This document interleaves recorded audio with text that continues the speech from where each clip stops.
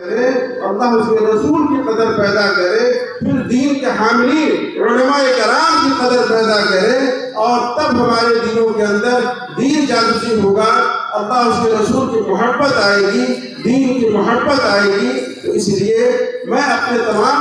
بزرگوں سے اور دوستوں سے نوجوانوں سے گزارش کرتا ہوں جو یہاں وہاں بکھرے ہوئے ہوں وہ سامنے آ کر کے بیٹھ جائیں اور بچوں کو پیچھے کر دیں، اس لیے کہ بچے جو ہے وہ پروگرام میں خلل انداز ہوتے ہیں،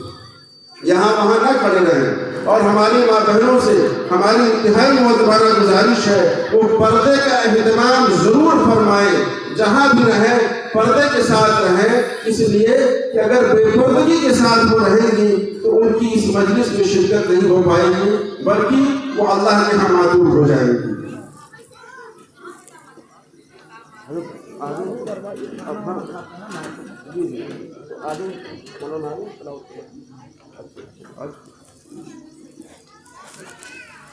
حضرات، چونکہ پروگرام ہمارا مرتب ہو چکا ہے، اب ہم اگر دیر کریں گے تو پھر پروگرام میں تاخیر ہوگی، آگے تاخیر ہوگی، اس لیے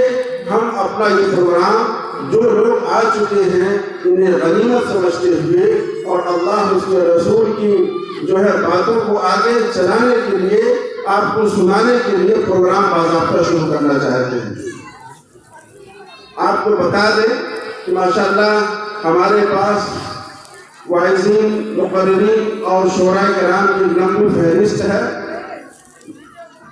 جس میں سب سے پہلے جو پروگرام کی جو شروعات ہونی ہے، ہم اور آپ جانتے ہیں کہ ہمارا کوئی کام ہو، دنیا کا ہو، دین کا ہو، وہ اللہ اس کے نام سے یا اس کے کلام سے شروع ہوتا ہے۔ ہمارا یہ پروگرام بھی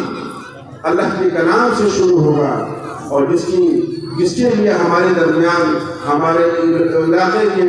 معزز ہستی مفتی عبدالمالک صاحب یہاں تشریف فرما ہے، جن سے ہم درخواست کریں گے آپ تشریف لائیں اور اپنی تلاوت کلام پاک سے اس مجلس کا اور اس جلسے کا آغاز فرمائیں۔